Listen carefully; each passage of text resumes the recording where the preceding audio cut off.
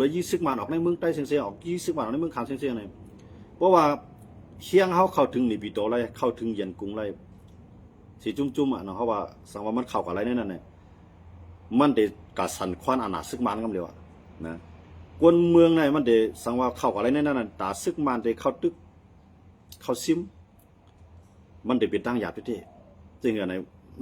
หมือนเจ้าหนังมันเดเลยในเป็นเมืองการค้าขายตีใจเครื่องบินในยืมเหมือนเจ้าในเมืองเขาขายนั่นไรที่อย่างไรในเมืองเขาในซึกมันขึ้นอะไรขึ้นง่ายๆหล่ะว่านั่นย้อนไปมันใจเครื่องบินในมีที่เตือกมันใครมาข้าวย่ำไหลใครกับปล่อยใส่วันไหลใครกับปล่อยใส่จ้องไหลใครกับปล่อยใส่ห้องเฮียนที่ไหลมีแผลหามันไหลย้อนไปขี่ตาผีเนี่ยมันใจมีหูมีตามันด้วยย้อนเบอร์เป้าหมายของเขียนนั้นให้ซึกมาในขึ้นซิมเลยไว้ตอนตาการกล้าขายมันดีเพราะว่ามันบังอะไรได้เนี่ยการกล้าขายต้องเดินลิ้นเนี่ยเตรียมทวนมันเหมือนกูปองนั่นขนาดเนาะคนเมืองก่อมทางอยู่ทางกินคนเมืองก่อมทางก็ทางขายพวกปล่อยเจ้าคือเฮียไหนก็ได้เนี่ยมันเด็ดตุ้มเตือไปมันมีเขียบในเขาขายอยู่มีรถแจ้งทางเหมือนจากหนังเมืองไทยเมืองไทยในเมืองตั้งในย่างเขาในมายึดเมียวตีเขาเนาะย่างเขามายึดเมียวตีก็ในยึดเมียวตีเนี่ยมันก็คือกำไรไทยในกว่าอุบตัวย่างเผือกเขียนเอาเอเขาสุยาปีที่มายึดที่ไหนเพราะสังวาสุมีปัญหาก็ให้เป็นปัญหามันห่างไกลอย่าไปมันตุ้มเตือออกไปมันมีไทยเลยเมืองมันไทยในกับอุบเสนอคำเดียวครับเห็นไหมครับมันเปลี่ยนไล่นับเป็นหมื่นเป็นแสนล้านนะอันเข้ามาต่อ1 เดือนนั้นก็ต่อ1 ต่อ1 เดือนนับเป็นแสนเป็นล้านนะล้านบาทมันก็เข้าเนาะเข้ามาดีในนั้นเนี่ยเพราะว่าย่างเขายึดที่ไหนเอาเนี่ยมันอันยึดกุ้มกำป้ายมันมีส่วนใหญ่นั้นเป็นมันขนาดก็ในเพื่อย่างก็มายึดเนี่ยย่างนั่นจังเอาโต้กับจุ๊บไผ่ก็การเลยใจเตี้ยในเมียวตีเขาก็เห็นในใจเตะตุ้มเตี้ยต่อไปมันมีไทยตั้งหลายกำลังสุดมาเนี่ยเมียวตีเนี่ยย่างก็เลยขึ้นเลยถอยบันซึกมันก็เรียกก็เลยถอยบันซึกมันอย่างเมื่อย่างก็ในเหมือนเจ้าหนังตี KPA มันก็เป็นจุ่มลงลายมือNCAจุ่มหนึ่งก็ในเหมือนเจ้าหนังเขียนอยู่ก็แตกกันครับนะแตกกันก็นึงในกับตังก็ทุเลก็ทุเรศเนี่ยมันจะเป็นลูกใจปู่เมียเขาเนาะ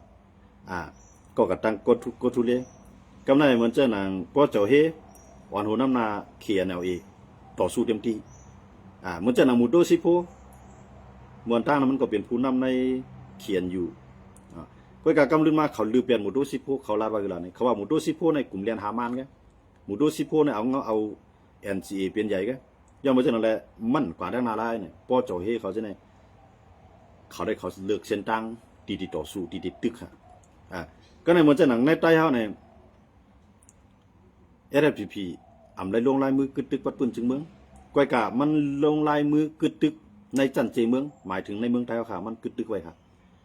ใต้เขามังก้มหู้ก็ถามว่าปาดีไม่สูงซึ่งได้เนี่ยไรกึดตึกกันทั้งซึ่งมันเนี่ยได้ลงลายมือจอมซึ่งมันเตมันในเขาลงมาหลายปีเมืองจึงเมืองNCAเนี่ยไปเกิดขึ้นฮะเขาลงในจันเจเมืองค่ะก้อยขำลงในจันจึงเมืองเจเมืองเนี่ยมันหมายถึงเจเมืองใต้ค่ะเพราะจึงเมืองเนี่ยหมายถึงเมืองหุ่มตุ่มตู้ทั้งเสียงอาเสด็จทำลงจันจึงเมืองค่ะนะแต่ว่าตั้ง2 จุ่มลงลายมือกันก็กะว่าก้อนหนึ่งเนี่ยมันลงตอนไหนในเมืองใต้ก็ก้อนหนึ่งซ้ำตากึดตึกปัดปืนจึงเมืองก้อนหนึ่งซ้ำกึดตึกปัดปืนเจเมืองความหมายมันเป็นจังไหนก็ใต้บางก้อมหูว่าเกิดถามว่าปฏิมาซึ่งใต้เขาได้เขาต่อสู้เต็มที่เขาได้คำลงลายมือเสียงดีคำลงลายมือเสียนั้นย้อนเวลาเนี่ยย้อนเปิดเขเนี่ยใครมันเกิดขึ้นลองพ่อมโฮมเจ้าคือค่ะว่า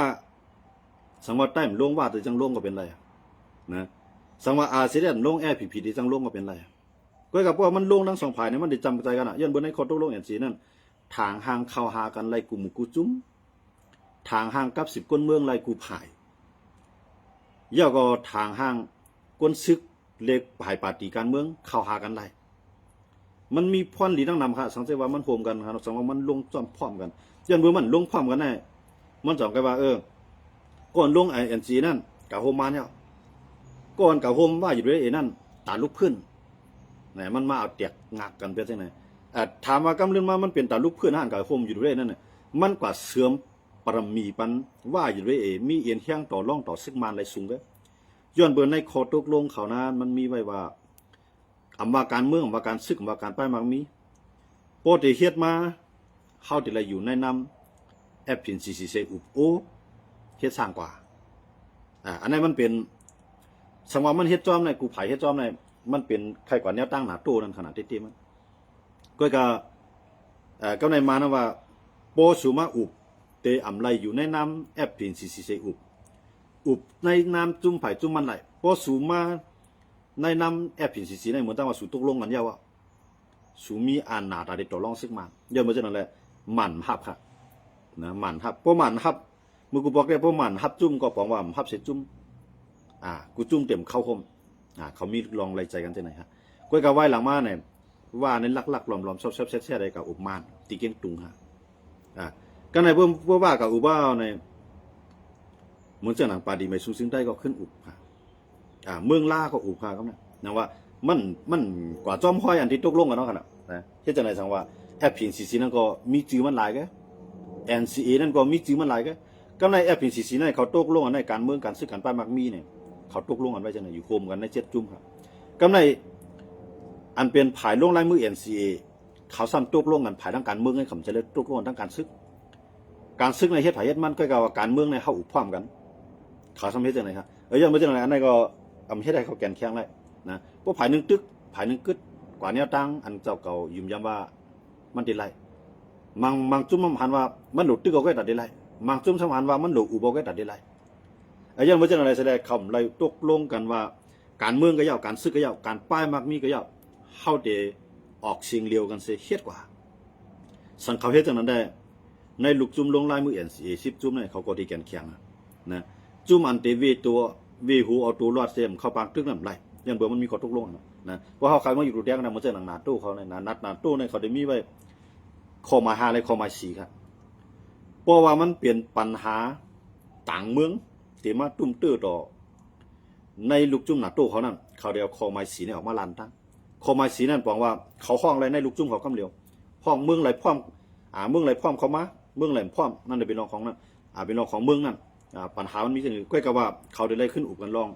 ตาเตใจแห้งซึกอะไม้สีตาเตใจแห้งซึกเขาเดี๋ยวจึงตาเตทางแห้งผมล้มเนี่ยเดี๋ยวจึงเขาได้ห้องอุบกันน้ำเดียวก็ในสังเจ้ามันเกิดปังตึกขึ้นมาเนี่ยเขาได้ใจคอมาห้านั่นบอกว่ากว่าตึกใส่เมืองไหลในลูกจุ่มหนาโต้เขา32 เมืองนั่นเหมือนตั้งว่าตึกใส่เขากูเมืองเพราะมาตึกใส่โปแลนด์ก็เหมือนตั้งสั่งตึกใส่อเมริกันนะอเมริกันก็ได้เลยมาจอยกันเดียวเตือนในเฮียไทยรัสเซียในกูดีในครับเฮียไทยรัสเซียในกูหนาโต้ครับนะซึกมาน้ำแห้งเลยมันกูจุ่มลงลายมือNCก็ซึกมาในลูโพเลียนไงจุ่มอันลงลายมือNCเหมือนเจ้าหนังFNCCก็มาในลูโพเลียนไงนะอันหันเนื้อเส้นตั้งหรือไรตึกไหนก็เหมือนเจ้าเทียนอะไรเขาตึกก็ก้างเขาตึกก็ยักษ์ไข่เขาตึกก็ยักษ์นะก็กับอันหันว่ากว่าแนวตั้งกว่าแนวตั้งน้ำเย็นเหมือนเจ้าปฏิมาชุ่มซึ่งได้เขาก็มันตึกเนาะย่าเหมือนเจ้าหนังกำนำได้ในเขานั้นมันจะมีปฏิมาชุ่มซึ่งได้ในเมืองลาอันนั้นตึกซึกมาในวายนั่นขนาดนั้นมีเขา3 จุ่มในทีมตึกซึกมาทีเดียวนั่นก็ตึกฮะยังไม่จะไหนดังว่ากำเนิดซึกมาเนี่ยมันแก่นแข็งเนี่ยมันปีไรผู้เขียนเขาค่ะนะ10 กว่าตั้งนานได้สั่งซื้อว่าเจ้าเครือเขาจะมีหมอกยังอ่านใครเมืองกับเมืองไม่ก็ได้กวนเมืองก่อมหลูปันแห้งจะมีปองขังลูกพื้นใช่ไหมนะมันเป็นพื้นตัดตัวเขาก็สั่งซื้อว่าเขาอ่านพร้อมกันแน่ปอกแน่นอกเมืองก็มีซึกมันกูไผ่คำว่าสิงคโปร์ว่ามาเลเซียเมืองหิมพอมจะไหนมีซึกมันปาดังไทยก็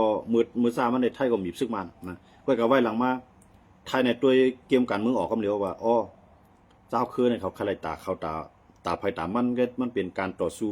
ตาอยู่รัดจุ่มหายจุ่มมันพวกเขาที่จุกอยู่ภายเจ้าคือเนี่ยมันจะมีปัญหาออกมากำเดียวเนี่ยว่าไทยในขึ้นปีนโคปีนข้างเนี่ยขึ้นยิบมือตั้งซึกมันขึ้นค่ะอันนั้นอย่างเลยไทยยิบมือซึกมันวันนั้นมึงกูบอกในเครื่องล้างนักในออกดังเมืองไทยนำหนามือผีเดียบเขาได้เจ้าลุกขึ้นต่อสู้เนี่ยครับนะเจ้าคือเขาลุกขึ้นต่อสู้เนี่ยเครื่องล้างน้ำในออกทั้งเมืองไทยนำหนาก็ในมาในออกมาอุบซึกไทยค่ะนะพวกบันดังซึกไทยให้สู่จอยเพียววันเครื่องกองกลางล้างนักอันเดียวออกทั้งเมืองสูเนี่ยนะอันในมันย้อนที่ไทยค่ะไทยก็เพียวเต้ครับนะไทยก็เพียวเต้อย่างนั้นแต่ไทยได้มันก็เป็นพ่อนี่แต่เมืองมันขนาดเพราะมันเป็นแห้งเจ้าคือเนี่ยมันจะมีปัญหาต่อซึกมันเพราะมีปัญหาต่อซึกมันในมือเดียวในเพราะไทยเลยซึกมันมีปัญหากันในไทยในย่าเหมือนเช่นตั้งหนึ่งมีกัมพูชาตั้งหนึ่งย่ามาเลเซียตั้งย่ามันเนี่ยไทยในสุขสาขากันนะย้อนมาจากไหนเพราะมันมีปัญหาต่อซึกมันในเขในก็ตินุนหลังซึกมันนะแต่ให้ไทยในกลุ่มต่อเขในปัญหาซึกมัน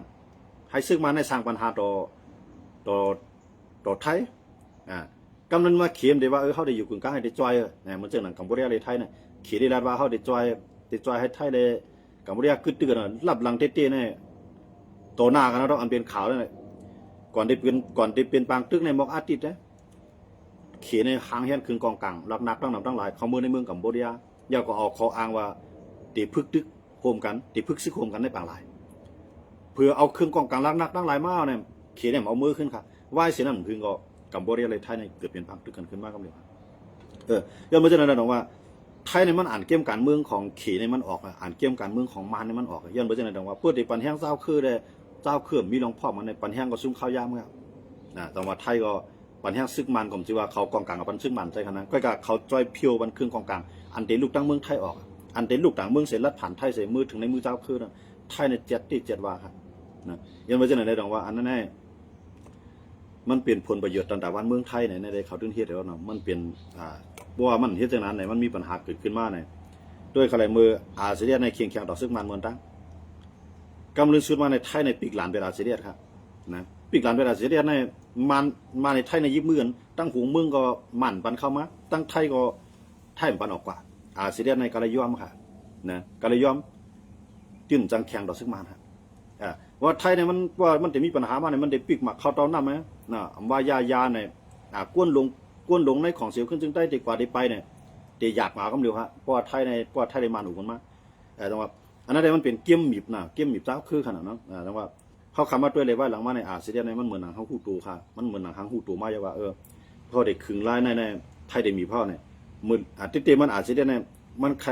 เจ้าคือในเมืองเขาในพ่อมันนี่แหละอย่าปีปึงไทยดังเหลียวใครมีเที่ยงใส่ตังต่อรองไทยอะไรเนี่ยในอาเซียนเนี่ยอยู่ยามาเขาได้ย้ำวนเท่านั้นเนาะ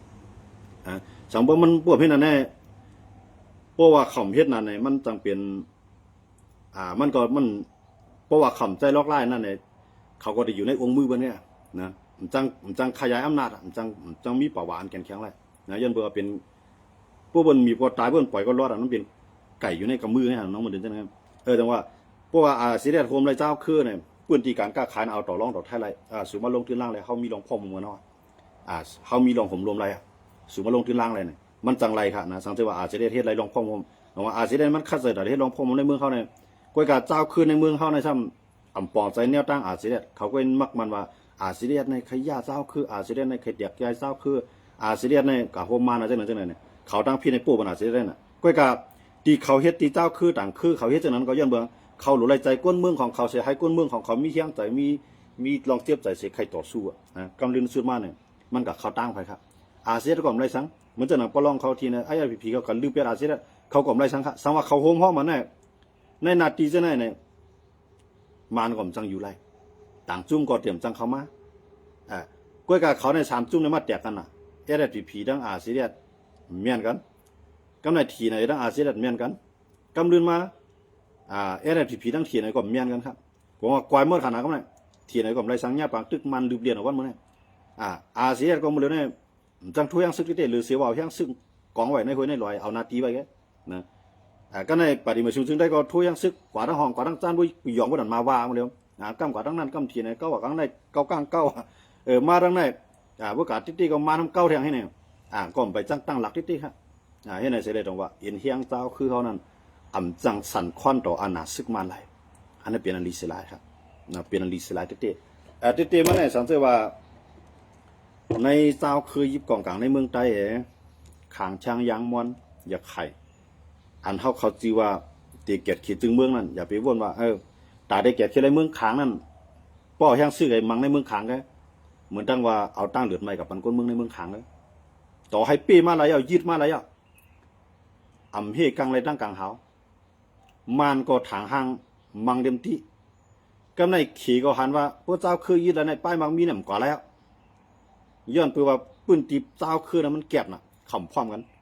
มันแก็บน่ะมันจะหนังในเมืองขางในขางได้ไรกุ้งกำต่างจุ่มเขาก็ไม่ไรก็ในเมืองเขียดเขามาลงที่ล่างที่ตีก็กำมาเอาเครื่องบินออกมามังใส่มีหลงผมลมแต่ว่าขี่ก็มีตั้งเลือกการไล่วายหน้าเขาหาซึกมันเสียจอยซึกมันเป็นส่วนใหญ่อันในขณะจังหวะเมืองเขาขาดที่เขาเรียนการเมืองการซึกบางตึกกันอยู่นั่นย้อนเปื่อมันว่นตักจุ่มกับจุ่มไม่เนี่ยมันคอนแห้งกันไรพวกคอนแห้งกันไรในข่าวยามันหนึ่งซึกมันในมีเพียดังในนะพวกมาแตกกันเอาเหมือนตั้งใต้น่ะใต้เขาในก็ย้อนเปื่อใต้ดอกใต้กันตึกกันใต้ก็ไกวคนเมืองก็ปลายวายลืมมาก็เมืองเขาขาวก็เป็นเมืองเลือดเมืองใหม่ว่ะ คนเมืองเขาก็ทุกข์ขันใจเหมือนเจอเมืองใต้ปอดหอกก็ไม่ลามมาต่อถึงเมืองใต้ปอดจ้านครับนะมันจะทั้งสีเสียงหัวพ่วงว่าโลกจอกเมืองเปียงว่าต่อบ่ถึงภายขุนเมืองป้ายว่าเป็นพื้นที่เพ่ของละลายพื้นที่ปังตึกเป็นพื้นที่กวนสิเขาเจ้าคือเขาหิมกันอันนี้ย้อนเบอร์สังย้อนเบอร์เฮียงความหัวมันมีเหรอ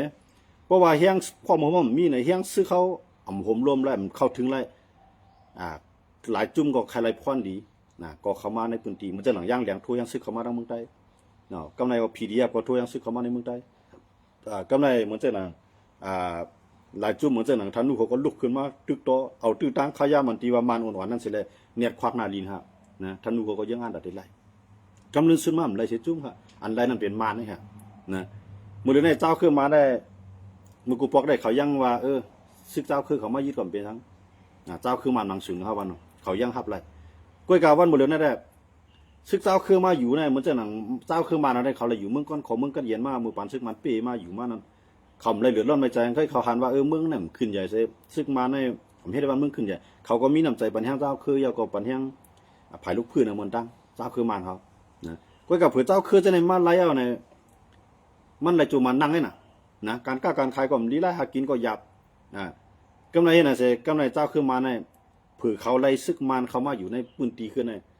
เขาโจมปวดหันเขาถูกรางวัลที่1นะเอากองเอามองหับตอนเนาะ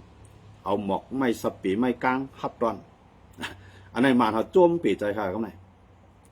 ก็ไม่มานไงฮะโจมใจป้าตั้งเจ้าคือไตเลยกวนมึงไตเขาขากำไรโจมเหมือนกำไรเพื่อซึกมันเข้ามาในพื้นที่ยังเหมือนเพราะว่าซึกเจ้าเครื่องมาอยู่ในกำอยู่เครื่องบินมานึกมานวลรับก็มาซึกมันว่าเจ้าคือเขามาไหนก็มาเอาเครื่องบินปล่อยใส่เครื่องบินหมักปล่อยใส่เลือดไหมยันไม่ใช่นั่นแหละนั่นรับอะไรก็ในว่ามันมาในกัดเย็นน่ะในเวียงก็เนี่ยนะต่อให้มันติ๊กก็ติ๊กต่อตันมันไรไม่ใจดังกลางหาวกันต่อว่าต่อให้เขายืมมาก็มันย่าหมักลงมันมีออกมาตันก็มันตันนั้นมาดังกลางหาวขนาดแต่ว่าก้นเมืองเนี่ยอุ่นใจและอิดอ่อนอุ่นใจและเลยเสียเจ้าคือมาอยู่พระเจ้าคือมาอยู่ได้เหมือนดังว่าเอาเพมาจับตัวเขานะอย่าเหมือนเขามาอยู่วันในวันนั้นก็ไม่ซึกเจ้าคืนนะมันมีเงินด้วยนะใครกินข้าวก็ย้อนก้นเมืองก็ไม่หลู่ชายข่าวชายเล่าก็ใจก้นเมืองไปย่ามปันใจก้นเมืองเนี่ยเปลี่ยนมูท่ามปันใจก้นเมืองเฮ็ดใจงานวานปันเจ๊ก้นเมืองได้กันเงินมีก็ก้นเมืองข้าวมีก็ก้นเมืองก็ไม่ซ้ำลองหุ่มลงมันก้นเมืองให้ก้นเมืองถาหางเฮ็ดมาหากินถางกล้าถางขายซ้ำจังกว่าที่เลยเขาก็ตั้งกิ๊กตั้งหลานเก็บขอนมันมึงกูพอเข้าพยายามเก็บ10,000หมดเดียวในหายเป็น100,000มันเนี่ยการกล้าการขายก่อมดีกำไรเขาก็เข้ามาอยู่เขาก็ไม่ให้การกล้าการขายซังหรือสิว่าเก็บขอนตัดไม้ตัดตอกขายกล้ายาขายผีเนี่ยซึกเจ้าคือเขาทำกับใจโลกล้านในมากำลืนสุดมาในก้นเมืองอิ่มมือเจ้าคือขึ้นกันกำไรอิ่มมือขึ้นตับซึกเจ้าคือเขาขึ้นกำไรจังว่าอันนี้ลองพ่อผมเกิดขึ้นกำลืนสุดมาเนี่ยก้นเมืองอันจังซึกมาหน่อยเย็นนั่นกำลืนสุดมาเนี่ยก็เลยใจใหญ่ซึกมานขึ้นค่ะก็ในซึกมานอะไรนาเลยตาเขาเนี่ยว่าคนเมืองขับตอนเขาเหมือนจะมีหนองแดงขนาดข้อเขาจุ่มลงลายมือ40จุ่มกับอุบทีมนิปิโตเนี่ยวันขอบ10 ปีของปางกึดตึกลงลายมือนะครับเนาะขอบ10 ปีมาในก่อนลาเจ้าคือเรียนให้เขาลูกนะใต้ก่อนนางถอมก็กับถอมมีหนองแดงลาให้เขาแหละเจ้าคือเขาในเขาใครไล่ในเขาใจลอกไล่แก้ไม่เอามันตัดได้ไรมากมีสังเกตว่ามีเผยก่อหลายจุ่มหนึ่งใครลูกเพื่อนในอย่าไปใจเส้นตั้งอันยิบกองกลางเนี่ยลูกเพื่อนทำไมอย่าไปเป็นยิบกองกลางน้องมีหนุ่มแล้วเนี่ยว่าเจ้าคือจะในมีน้ำใจใครปกป้องวันเมืองเจ้าคือจะในมีน้ำใจใครกวนเขามีปิญญาเนี่ยมันก่อนนั่งถอมมีหนุ่มแดงให้หลาเรียนในขณะอันห้องก่อน10 จุ่มเลยก่อนอันที่ว่าเขาเด็กความกันนะเขาเด็กควายอันหนาเขาเมียงกันเนาะปืนตีสู่อุปเปลืองนั่นเฮ็ดกว่าละมีกำเขาลูกกว้างเขาเนี่ยมาทางว่าเพื่อใครไรง่ำเย็นในหลุดถอมลงปองจึงกลางหลุดถอมอาจุยาหลุดเข้ามาข่มกันนี่กันนะตรงมันเอาพ่อนดิตัสตามมาในขณะซึกมันในขณะมันใจว่าพวกมันใครวันมึงก็เย็นที่ได้จูมันเขาตึกเช่นนั้นยี่ดีก็เขาเดินซุ่มก็ไม่เจออันนั้นตึกเช่นนั้นสองซึกมันน้ำปันทางเขาให้เขาถางหางพวกปองวันมึงเจ้าเก่ามันปันเขาลูกนะมันปันพวกมันอยู่ในเวียงอีเขาอยู่วันนอกแกเขาก็ซอกหากินเจ้ามันนอกหน้าป่าอยู่กว่าแกนะ ตาเป้ซึกมันมีเพราะว่าไปคอดเฮียงการซึกกันได้ตึกกับแทงหลายปีก็ตายขึ้นเกิดได้ขึ้นตายก็อำเป้ซึกมันได้ครับเพราะว่าอันซึกมันปันอันเปิ้นปันเฮียงซึกมันเนี่ยมันนำเฮียงมาขนาดเนาะอันปันเฮียงซึกมันเนี่ยมันนำเฮียงมาเหมือนเจ้าหนังอินเดียอินเดียในเมืองของมันเนี่ยมันมีจุ่มยิบกองกลางลุกพื้นหลายจุ่มครับกำไรซ้ำจุ่มยางเขาจุ่มหนักก้าเอาย่างแต่จุ่มช้างเขาจุ่มหนักก้าเขาจุ่มยาไข่เขาซ้ำจับติดเดียนดินเมืองอินเดียกำไรอินเดียว่าตั้งจุ่มยิบกองกลางลุกพื้นในเมืองอินเดียเลยตั้งจุ่มยิบกองกลางลุกพื้นในเมืองห่มตุ่มตู้เขาในโฮมมือกันเนอะกำไรอินเดียใครปากไปเจ้าไหนครับกำไรหนังฮือเขาเต็มโฮมมือกันในหนังฮือเต็มเฮ็ดไทยจุ่มยิบกองกลางในเมืองอินเดียมีเคียงมานะ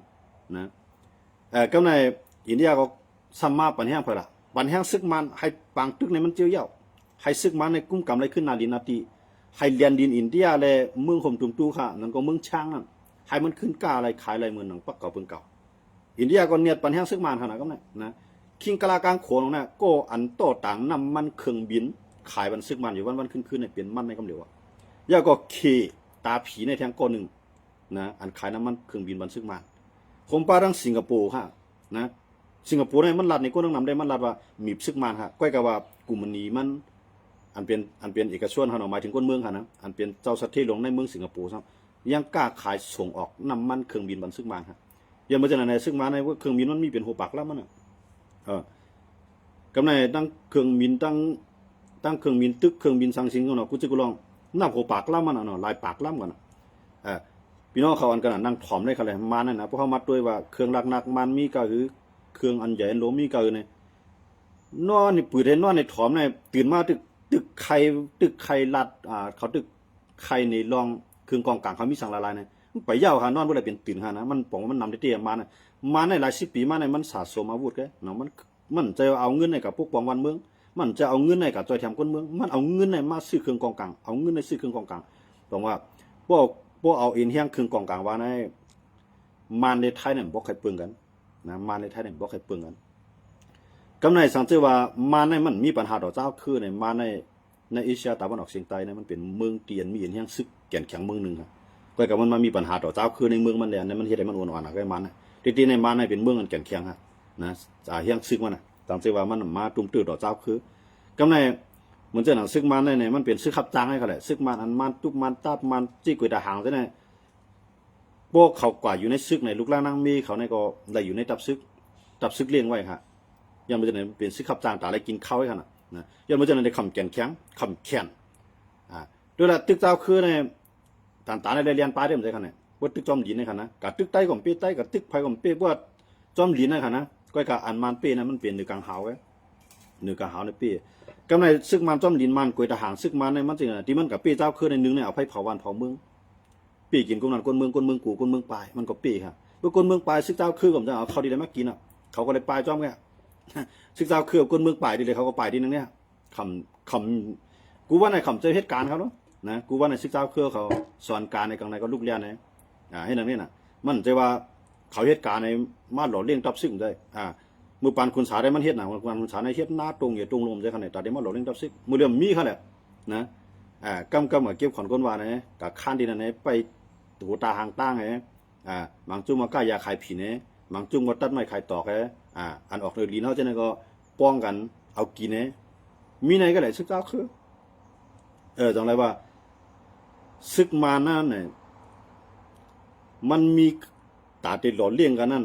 เขามีไปกลุ่มชนเพียงป้อนะเพราะว่าเขาได้ปุ๋ยบางตึกกินอะไรมาในห้างแห่งตั้งในเขานำตั้งกินเขาได้ส่งไว้ว่าเพื่อเขาส่งเขานำตั้งกินว่าในเขากวนเขามาลงเอาก็ไม่นะกวนของมันนั่นเขาต่างเครื่องบินว่ามาลงขนาดยังไม่ใช่ในกำไรเจ้าเขานำมาติดตึกปีซึกมาในเอาสายตาอะไรตัวก็มันปีนะเส้นตั้งอะไรปีซึกมาในมีเส้นตั้งเดียวมันจะเขาว่านั่นมันจึงว่าดูโคมันเมืองต่อเมืองเนี่ยหมายถึงว่าในเมืองใต้จุ่มเลยได้เป็นตัวแทนเมืองใต้เลยโคมันนั่งขางช้างยางมวนเป้าหมายสูงสุดนั้นนิบิโต